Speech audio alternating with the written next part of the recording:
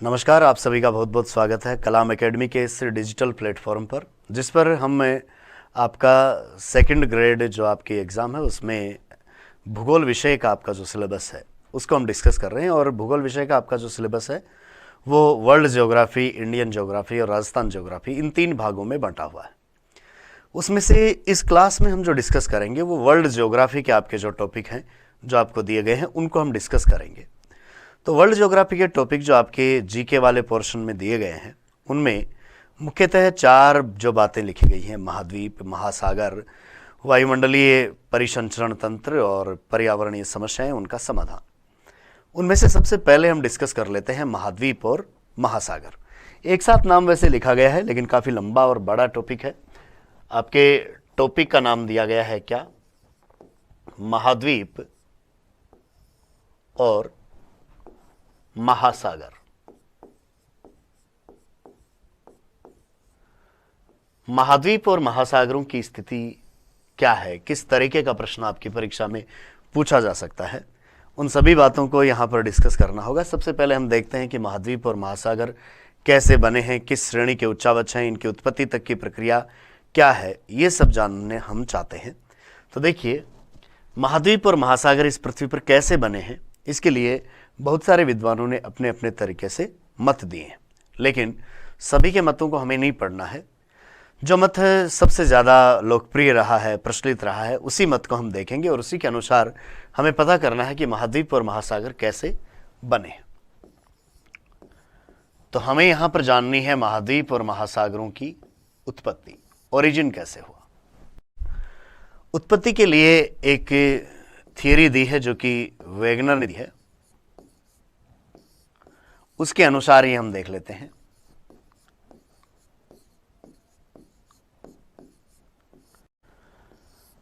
Wegener ने ऐसा बताया कि पहले इस पृथ्वी के ऊपर सारा का सारा जो स्थलखंड है वो एक ही जगह पर मौजूद था, अलग अलग महाद्वीपों के रूप में नहीं था, एक ही जगह सारा स्थलखंड मौजूद था। और उस एक ही बड़े स्थलखंड को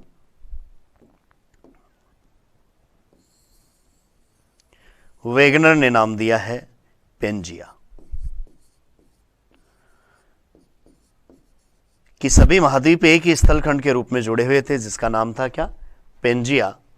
इस पेंजिया के चारों तरफ जो विशाल जलराशि थी, चारों तरफ पानी ही पानी था, तो ये एक महासागर था जिसको नाम दिया गया है क्या? पेंथालासा। महाद्वीप और महासागरों की उत्पत्ति कैसे हुई है ये हमें वेगनर के अनुसार जानना चाहें तो वेगनर कहता है कि आज से लगभग 30-35 करोड़ साल पहले कार्बोनिफेरस काल तक सभी स्थलखंड विश्व के एक ही जगह, एक ही महाद्वीप के रूप में जुड़े हुए थे, जिसका नाम उसने पेंजिया दिया है।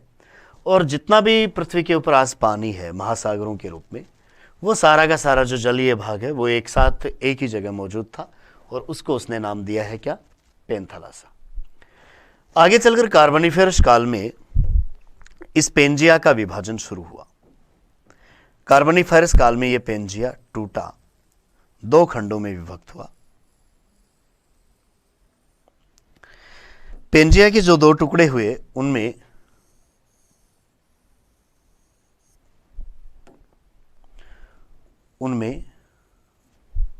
जो उत्तरी टुकड़ा है उसका नाम है अंगारालैंड,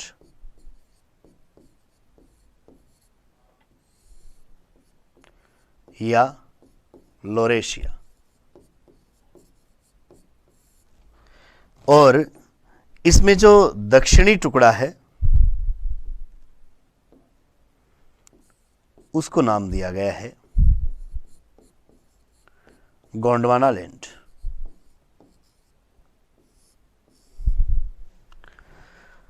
तो देखिए, पेंजिया का कार्बोनिफेरस काल में विभाजन हुआ। विभाजन होने से ये 2 खंडों में विभक्त हुआ। एक टुकड़े का नाम अंगारालैंड या लोरेशिया और दूसरे टुकड़े का नाम गोंडवाना लैंड।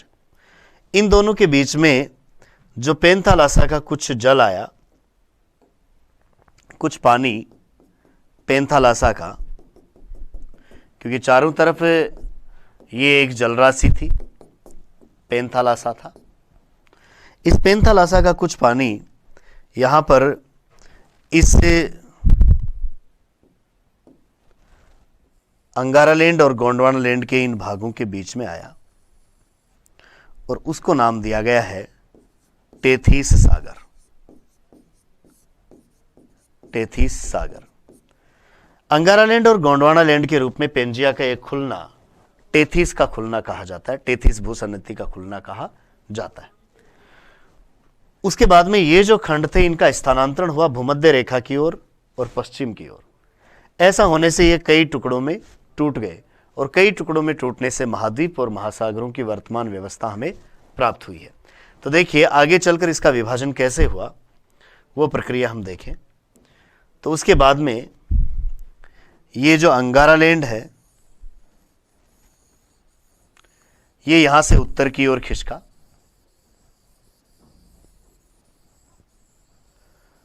और इस अंगारालैंड से एक तो बन गया उत्तरी अमेरिका, उत्तरी अमेरिका, और एक इससे बन गया यूरेशिया, जिसके भाग हैं यूरोप और एशिया।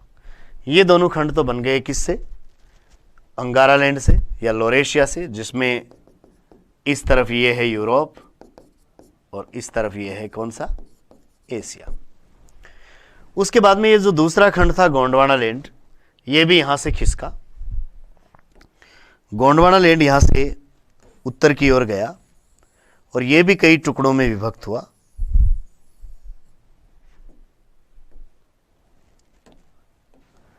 इससे एक तो बना यहां पर दक्षिण अमेरिका, एक इससे बना यहां पर अफ्रीका, एक बना अंटार्कटिका, एक बना है ऑस्ट्रेलिया, ये एक छोटा द्वीप मेडागास्कर, और एक बना था भारत। तो ये जो गोंडवानालैंड था इसके कौन कौन से हिस्से बने? दक्षिण अमेरिका, अफ्रीका, अंटार्कटिका,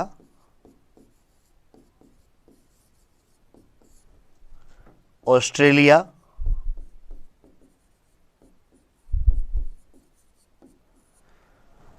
और ये जो खंड था इसका नाम था प्रायद्वीपीय भारत।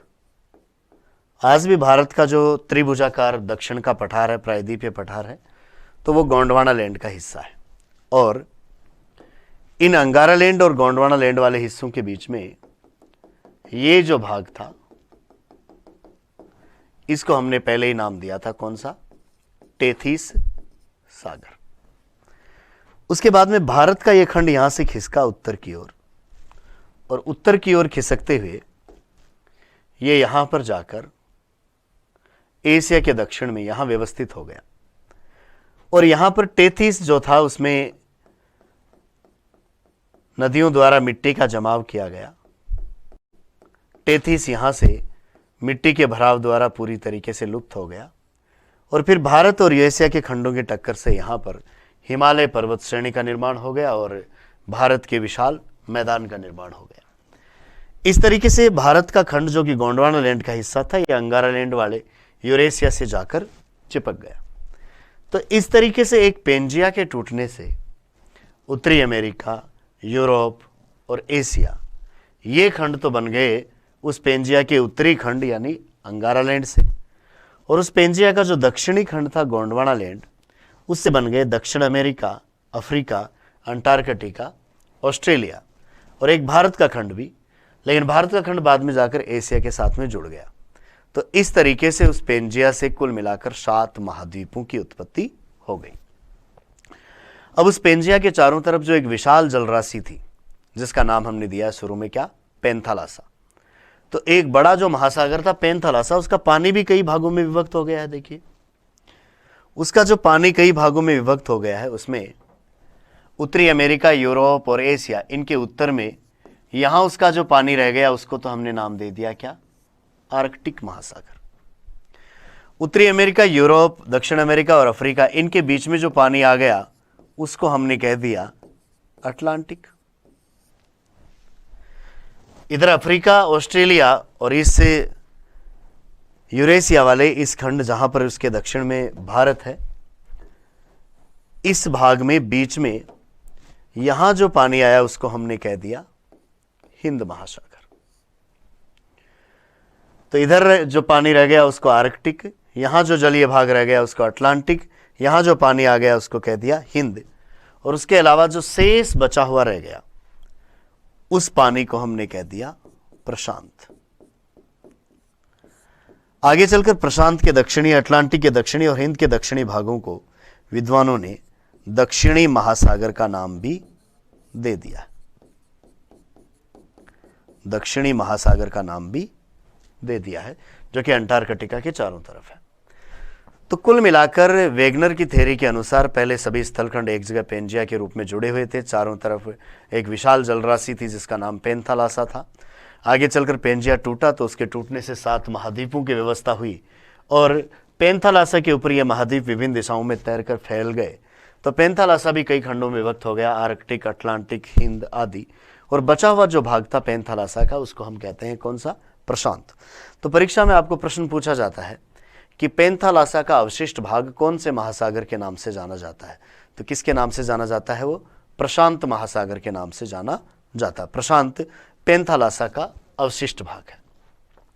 ये तो बात हो गई महाद्वीप और महासागरों की उत्पत्ति की।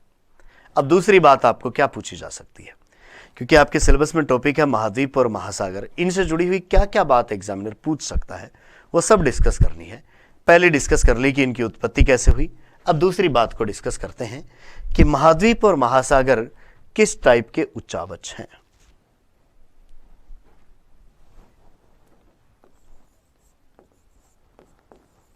आपको प्रश्न यह भी पूछा जा सकता है कि महाद्वीप और महासागर किस टाइप के उच्चावच हैं। महाद्वीप और महासागरों को यदि देखा जाए तो पृथ्वी पर हमें ऊंचे नीचे जो भी भाग होते हैं उनको क्या कहते हैं? उच्चावच कहते हैं। और उच्चावचों की कई कैटेगरी फिक्स की गई हैं, जिनमें सबसे पहली बात तो हम कर लेते हैं कौन से उच्चावच? प्रथम श्रेणी के उच्चावच। तो प्रथम श्रेणी के उच्चावचों में पृथ्वी पर 2 ही नाम आते हैं। कौन सा? एक तो महाद्वीप और एक महासागर। तो बहुत विशाल ऊंचे उठे भाग और बहुत विशाल नीचे धंसे भागों को हम पहली श्रेणी के ऊंचे नीचे भाग या उच्चावच कहते हैं, जिनमें एक एक एग्जाम्पल आपके सामने आया, महाद्वीप और महासागर। तो परीक्षा का प्रश्न भी यही होता है कि महाद्वीप कौन सी श्रेणी के उच्चावच हैं? पहली श्रेणी के, दूसरी श्रेणी के, तीसरी श्रेणी के। ऐसे ही महासागर का प्रश्न आता है कि महासागर कौन सी श्रेणी के उच्चावच हैं? पहली श्रेणी के, दूसरी श्रेणी के। तो ये सब पहली श्रेणी के उच्चावच हैं। उसके बाद में दूसरा एग्जाम्पल आपको पढ़ना होता है, वो है द्वितीय श्रेणी के उच्चावच। द्वितीय श्रेणी के उच्चावच।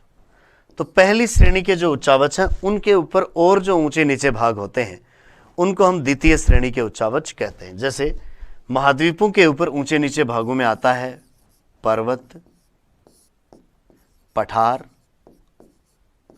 मैदान। तो पर्वत, पठार, मैदान ये सब कौन सी श्रेणी के उच्चावच हो गए? दूसरी श्रेणी के उच्चावच होगी, जो कि महाद्वीप के ऊपर आपको मिलते हैं। फिर ऐसे ही देखिए महासागर के ऊपर हमें कौन कौन से ऊंचे नीचे भाग मिलते हैं। तो देखिए महासागरों के ऊपर हमें, जैसे ही महासागर की ओर चलेंगे हम महाद्वीप से, तो वैसे ही देखिए ये मान लो एक महासागर है। सबसे पहले ये जो भाग है महाद्वीप का डूबा हुआ किनारा, इसको हम कहते हैं महाद्वीपीय मग्न तट। महाद्वीपीय मग्न तट। तो ये समुद्र के नीचे स्थित महाद्वीप का वो भाग है जो कि डूबा हुआ है, और ये दूसरी कैटेगरी के उच्चावचों में आता है। ये महासागरों में 100 फेदम तक की गहराई वाला भाग होता है, जिसको हम कहते हैं महाद्वीपीय मग्न तट। ढाल इसका सामान्यतः 1 डिग्री से 3 डिग्री तक होता है। और हम विभिन्न महासागरों के उच्चावच देखेंगे तब ये बात आपके सामने आ जाएगी कि मग्न तट कौन से होते हैं। मग्न तटों से आगे जो अधिक ढाल वाला क्षेत्र है, जिसमें ढाल होता है 3 डिग्री से 5 डिग्री तक और 2000 मीटर तक की गहराई वाला जो भाग है, उसको हम कहते हैं महाद्वीपीय मग्न ढाल। तो महाद्वीपीय मग्न तट के अलावा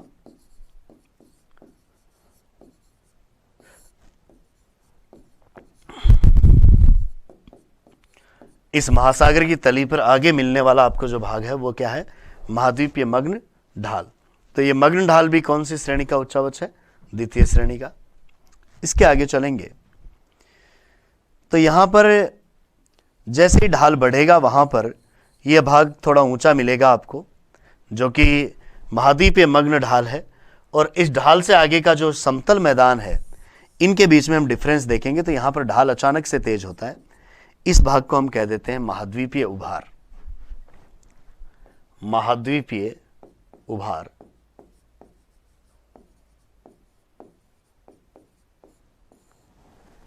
महाद्वीपीय उभार से आगे चलेंगे तो ये जो पूरा बड़ा समतल क्षेत्र है, इसको हम कहते हैं गहन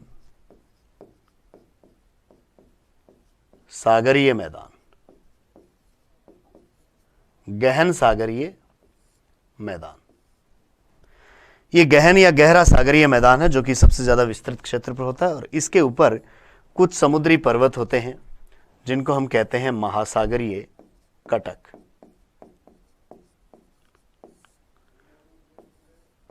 महासागरीय कटक। और कटक के अलावा इस तली पर हमें कुछ खाइयां भी देखने को मिलती हैं जिनको हम कह देंगे महासागरीय खाइयां। तो देखिए, महाद्वीप और महासागर जो खुद तो हैं कौन सी श्रेणी के उच्चावच, पहली श्रेणी के, और उनके ऊपर जो भी भाग मिलते हैं वो कौन सी श्रेणी के, दूसरी श्रेणी के उच्चावच हैं, जिनमें हमने अब तक जो नाम देखे हैं उनमें देखिए, जैसे महाद्वीपों पर पर्वत, पठार और मैदान, जैसे महासागरीय तली पर महाद्वीपीय मग्न तट, महाद्वीपीय मग्न ढाल, महाद्वीपीय उभार, गहन सागरीय मैदान, महासागरीय कटक और महासागरीय खाई व गर्त। ये सब जो उच्चावच हैं ये कौन सी कैटेगरी के हैं, दूसरी श्रेणी के उच्चावच हैं। और उसके बाद में एक और जो कैटेगरी है वो है तृतीय श्रेणी के उच्चावच।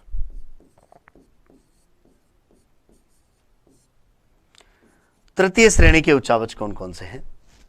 तो देखिए, पृथ्वी के ऊपर इन द्वितीय श्रेणी के उच्चावचों के बीच बाह्य बल जो भी काम करते हैं, जैसे नदी है, पवन है, हिमानी है, समुद्र की लहरें हैं, ये पृथ्वी की सतह पर काट छाट करती हैं और काट छाट करते हुए उस पर कुछ परिवर्तन लाती हैं।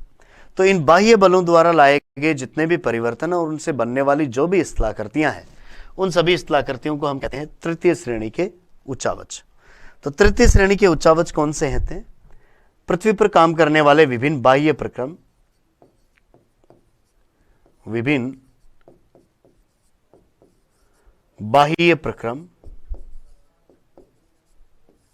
जैसे नदी, पवन, हिमानी आदि द्वारा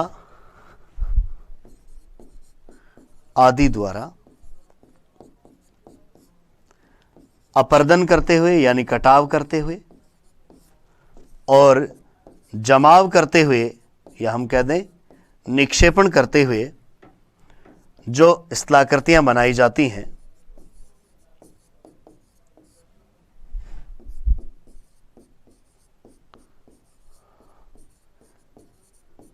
उन्हें हम तृतीय श्रेणी के उच्चावच कह सकते हैं। जैसे देखिए, एक नदी कटाव करते हुए बनाती है वी आकार की घाटी, तो वी आकार की घाटी कैसा उच्चावच है? तृतीय श्रेणी का उच्चावच है। एक हिमानी बनाती है यू आकार की घाटी,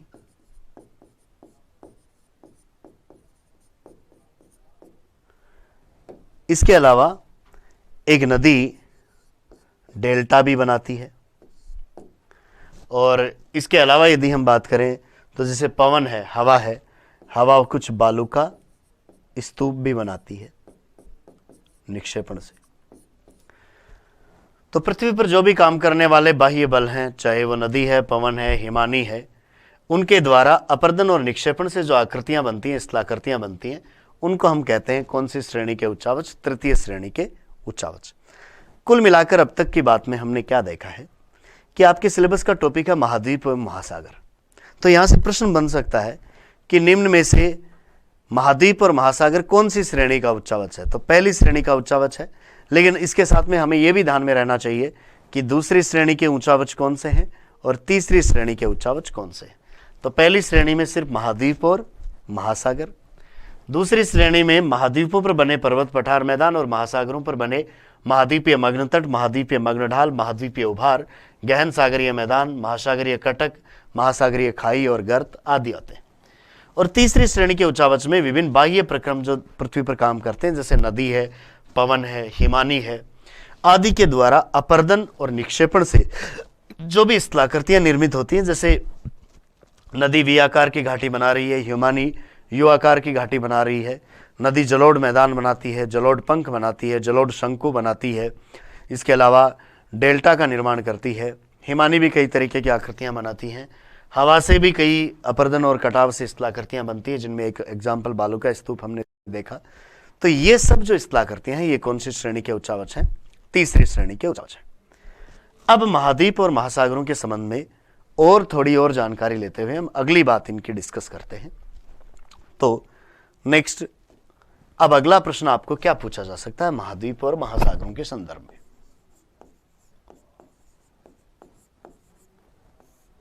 महाद्वीप और महासागरों के संबंध में अगला बिंदु हमें कुछ सामान्य से फैक्ट हैं, 2-3 वो पूछे जाते हैं और उनको हमें स्पष्ट तौर से देख लेना है। एक तो हमें ये पूछ सकते हैं कि संपूर्ण पृथ्वी का क्षेत्रफल कितना है?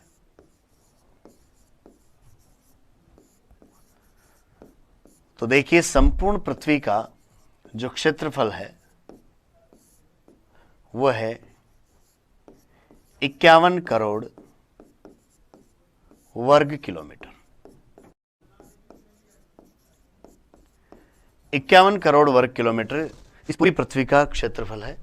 लगभग में भी हम देखें तो 51 करोड़ नाम आ जाता है, 50.995 है, तो हम इसको कितना लिख रहे हैं? 51 करोड़ लिख रहे हैं। अब इस 51 करोड़ वर्ग किलोमीटर क्षेत्रफल में से कितने पर आपको स्थल मिलता है और कितने पर जल मिलता है, यानी कितने पर महाद्वीप है और कितने पर महासागर है, उनकी अगर बात की जाए तो इसमें से जो स्थल का क्षेत्रफल है जो कि महाद्वीपों के रूप में है, वो है लगभग 15 करोड़ वर्ग किलोमीटर। स्थल का क्षेत्रफल इससे 51 करोड़ वर्ग किलोमीटर में से 15 करोड़ वर्ग किलोमीटर है, और जो लगभग संपूर्ण पृथ्वी के क्षेत्रफल का कितना प्रतिशत है? 29% है। स्थल के बाद में दूसरा जो आता है वह है जल का क्षेत्रफल, या हम जलमंडल कह दें या कह दें महासागरों का क्षेत्रफल।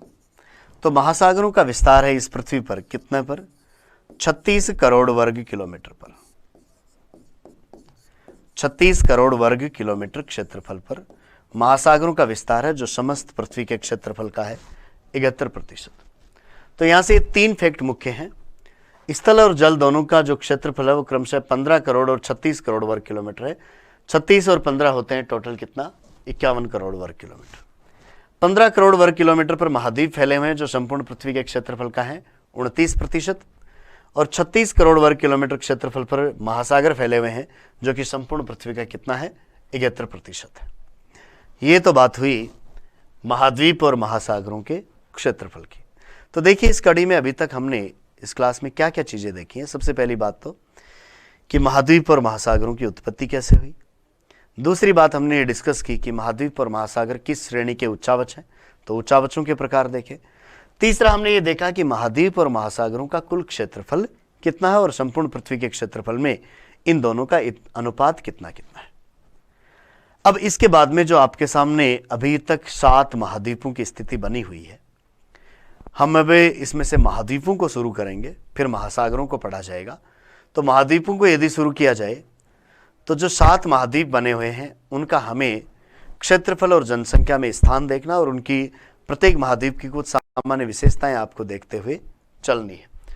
अब यहां से आपको प्रश्न क्या पूछा जाता है, लगभग तो अधिकांश परीक्षाओं में जो प्रश्न आ रहा है वो महाद्वीप के क्षेत्रफल को लेकर ही आ रहा है। आपकी इस एग्जाम में भी देखा जाए तो अभी तक जो भी महाद्वीप से प्रश्न आपको पूछे गए हैं तो ज्यादातर में आपको यही पूछा गया है कि कौन सा महाद्वीप बड़ा है, कौन सा महाद्वीप छोटा है, क्षेत्रफल की दृष्टि से आरोही क्रम क्या है, अवरोही क्रम क्या है। तो ये क्रम पूछा जाता है। तो आप सबसे पहले तो उस क्रम को ही ध्यान में कर ले कि सबसे बड़े से लेकर सबसे छोटे तक महाद्वीपों का क्रम क्या है। क्षेत्रफल के अनुसार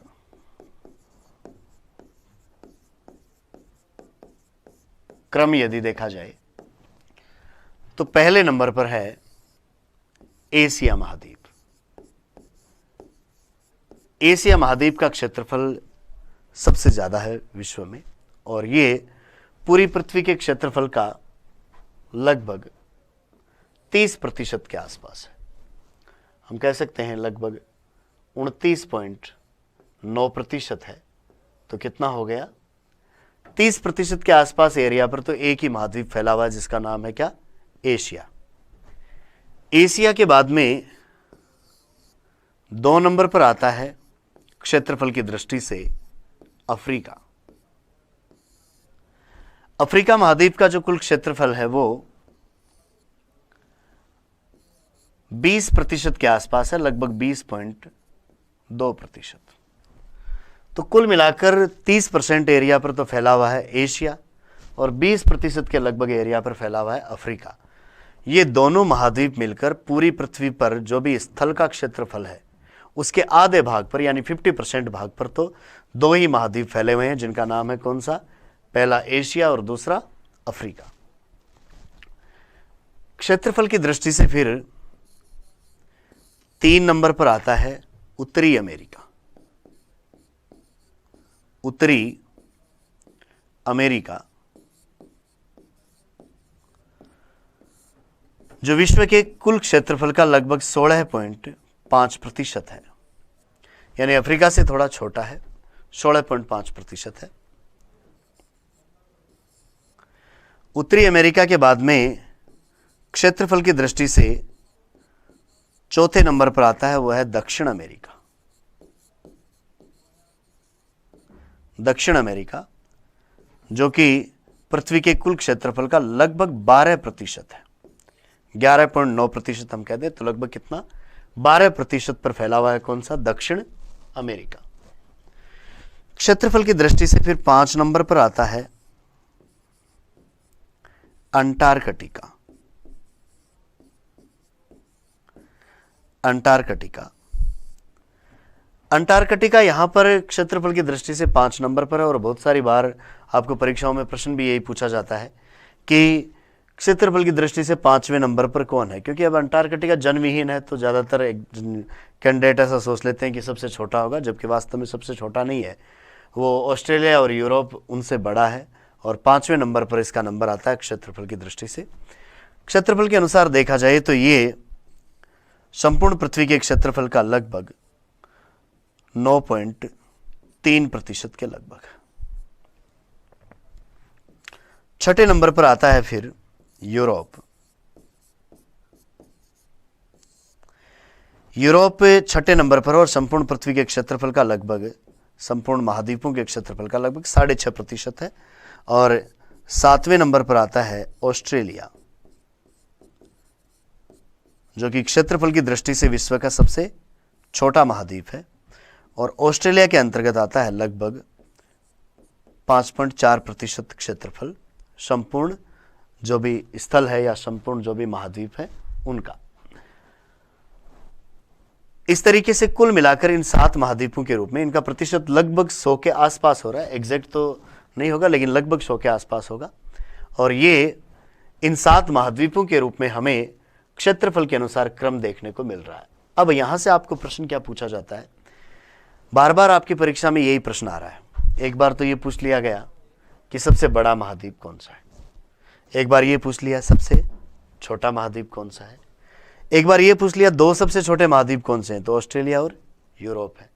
एक बार ऐसा पूछ लिया सबसे बड़ा और सबसे छोटा कौन सा है एक साथ, तो एशिया और ऑस्ट्रेलिया है।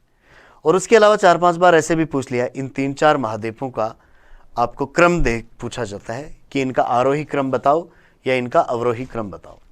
तो ये देखिए, बड़े क्षेत्रफल से लेकर छोटे क्षेत्रफल की ओर चलें तो ये तो है कौन सा, अवरोही क्रम, और ऑस्ट्रेलिया से लेकर एशिया की ओर चलें तो ये है कौन सा, आरोही क्रम। तो बार बार आपको आरोही और अवरोही क्रम पूछा जाता है, वो भी पूरे 7 महाद्वीपों का नहीं पूछ देंगे, आपको 3 या 4 महाद्वीपों का पूछेंगे, और वो लगभग बीच वाले जो हैं इनका ही क्रम पूछते हैं कि इनमें से कौन सा बड़ा है और कौन सा छोटा है। तो ये तो बात हो गई किसकी, महाद्वीपों का क्षेत्रफल के अनुसार क्रम। दूसरा प्रश्न आपको पूछा जा सकता है महाद्वीपों का जनसंख्या के अनुसार क्रम। तो जनसंख्या की दृष्टि से पहले नंबर पर है कौन सा, एशिया। एशिया में विश्व की 60% से ज्यादा जनसंख्या निवास करती है, 30% से ज्यादा एरिया इसके अंतर्गत आ रहा है। तो जनसंख्या की दृष्टि से 1 नंबर पर है कौन सा, एशिया। एशिया के बाद में 2 नंबर पर है अफ्रीका।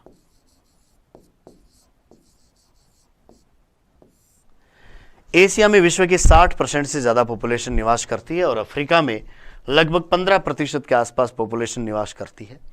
तो एशिया और अफ्रीका दोनों विश्व के संपूर्ण जो क्षेत्रफल है उसका तो 50% रखते हैं, लेकिन जनसंख्या ये दोनों का 60 और 15 लगभग 75% जनसंख्या इन 2 महाद्वीपों में ही निवास करती है। तो पहले नंबर पर कौन सा, एशिया, और दूसरे पर आ गया अफ्रीका। नेक्स्ट देखिए, तीसरे नंबर पर जनसंख्या की दृष्टि से नंबर आता है किसका, यूरोप का। एशिया में लगभग 425 करोड़ के आसपास लोग रहते हैं। पूरे विश्व में जो 700 करोड़ से ज्यादा लोग हैं उनमें से 425 करोड़ के आसपास लोग तो अकेले एशिया में रहते हैं। अफ्रीका की जनसंख्या 100 करोड़ को पार कर चुकी है। यूरोप में लगभग 74 करोड़ लोग निवास कर रहे हैं और यहाँ की जनसंख्या बढ़ नहीं रही है। यूरोप के बाद में चौथा नंबर है वो है उत्तरी अमेरिका। उत्तरी अमेरिका, उत्तरी अमेरिका जनसंख्या की दृष्टि से चौथे नंबर पर आ रहा है, क्षेत्रफल में ये तीसरे नंबर पर ही था। तो यहां पर ये जनसंख्या की दृष्टि से इसका क्रम देखा जाए तो कौन से नंबर पर आ रहा है, ये चौथे नंबर पर आ रहा है। यहां विश्व की जो जनसंख्या है उसमें देखा जाए तो उत्तरी अमेरिका में अकेले यूएसए में ही 30 करोड़ से ज़्यादा लोग निवास करते हैं, और ओवरऑल देखा जाए तो यहाँ पर लगभग 50 करोड़ के आसपास जनसंख्या उत्तरी अमेरिका महाद्वीप की पहुंच चुकी है। 5वें नंबर पर आता है फिर दक्षिणी अमेरिका।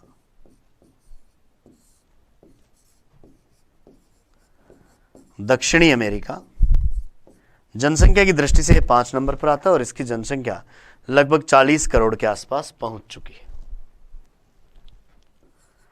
6ठे नंबर पर आता है ऑस्ट्रेलिया।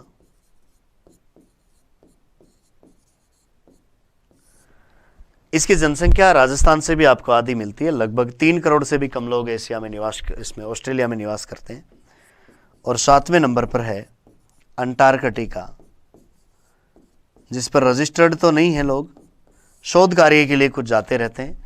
ऐसी स्थिति में जनसंख्या के अनुसार यदि इनका घटता क्रम देखा जाए तो पहले पर कौन, एशिया, दूसरे पर अफ्रीका, तीसरे पर यूरोप, चौथे पर उत्तरी अमेरिका, 5वें पर दक्षिण अमेरिका, 6ठे पर ऑस्ट्रेलिया और 7वें पर है अंटार्कटिका। अब आपको प्रश्न कैसे पूछे जाते हैं, जैसे एशिया का जनसंख्या और क्षेत्रफल दोनों में स्थान देखा जाए तो कौन सा है, पहला है। अफ्रीका का भी क्षेत्रफल और जनसंख्या दोनों में स्थान कौन सा है, दूसरा है। यहां तक की बातें तो क्षेत्रफल और जनसंख्या दोनों में कैसी है, सेम है। लेकिन उसके बाद में देखिए क्षेत्रफल में उत्तरी अमेरिका क्षेत्रफल में 3 नंबर पर है और जनसंख्या में 4 पर है। दक्षिण अमेरिका क्षेत्रफल में 4 पर है और जनसंख्या में 5 पर है। अंटार्कटिका क्षेत्रफल में 5 पर है और जनसंख्या में 7 पर है। यूरोप क्षेत्रफल में 6 नंबर पर और जनसंख्या में 3 नंबर पर है। ऑस्ट्रेलिया क्षेत्रफल में 7 नंबर और जनसंख्या में 6 नंबर पर है। तो कई बार किसी महाद्वीप का आपको क्षेत्रफल और जनसंख्या दोनों के अनुसार क्रम एक साथ भी पूछा जाता है, और उसमें यह भी है कि आपको जो प्रश्न में क्रम लिखा जाता है, पहले यदि जनसंख्या नाम लिखा और फिर क्षेत्रफल नाम लिखा हुआ है, तो उसी के अनुसार आपको क्रम बताने होते हैं। जैसे उत्तरी अमेरिका का क्षेत्रफल और जनसंख्या में कौन सा क्रम है, तो तीसरा और चौथा। लेकिन ऐसे पूछ लिया जाए कि उत्तरी अमेरिका का जनसंख्या और क्षेत्रफल में कौन सा क्रम है, तब हम उत्तर देंगे चौथा और तीसरा। तो इस तरीके से आपको क्रम चेंज करते हुए भी प्रश्न पूछा जा सकता है। ऐसे भी हो सकता है कि विश्व में क्षेत्रफल और जनसंख्या की दृष्टि से 5वें नंबर पर कौन कौन से महाद्वीप हैं, तो क्षेत्रफल में 5वें नंबर पर है कौन सा, अंटार्कटिका, और जनसंख्या में 5वें नंबर पर है कौन सा, दक्षिण अमेरिका। तो इस तरीके की बहुत सारी बातें आपको पूछी जा सकती हैं। प्रश्न अप्लाइड प्रश्न बनाकर कई चीजें आपको पूछी जा सकती हैं। यहां तक कि हमने जो जानकारी ली है, इसमें हमने महाद्वीप और महासागरों का बेसिक इंट्रोडक्शन सा देखा है, और आपकी जो सेकंड ग्रेड एग्जाम हो रही है उसमें बार बार जो प्रश्न आ रहा है वो तो लगभग यहीं से आ रहा है। तो अधिकांश परीक्षाओं में जो प्रश्न आया है वो तो अपनी इतनी चर्चा में से ही आ गया है, लेकिन कुछ एक बार थोड़े से गहराई के प्रश्न भी आए। उसके लिए हमें प्रत्येक महाद्वीप को अच्छी गहराई से और प्रत्येक महाद्वीप की सारी जानकारियां एक एक करके एक एक क्लास में हमें लेनी है। ये महाद्वीप और महासागरों की बेसिक जानकारी की आपकी क्लास थी, जिसमें से भी प्रश्न आ सकता है। और आगे चलकर आगे एक एशिया महाद्वीप के बारे में हम बात करेंगे क्लास में, फिर अफ्रीका महाद्वीप के बारे में बात करेंगे, फिर उत्तरी अमेरिका, दक्षिण अमेरिका, इन सब महाद्वीपों की जो चर्चा करेंगे उनमें से प्रत्येक में से किसी न किसी महाद्वीप के ऊंचे बिंदु, नीचे बिंदु, ऊंची पर्वत श्रेणी, किसी मरुस्थल के बारे में या किसी अन्य विशेषता के बारे में आपको कोई ना कोई प्रश्न पूछा जा सकता है। तो उन सभी प्रश्नों को डिस्कस करने के लिए हम महाद्वीपों की क्लास में फिर से मिलेंगे। अगली जो अपनी क्लास होगी वो एशिया महाद्वीप पर होगी पूरी की पूरी, और उसमें एशिया महाद्वीप के विभिन्न भागों के बारे में हम अच्छी तरीके से जानेंगे। तो उस क्लास में मिलते हैं वापस, तब तक के लिए शुक्रिया, नमस्कार।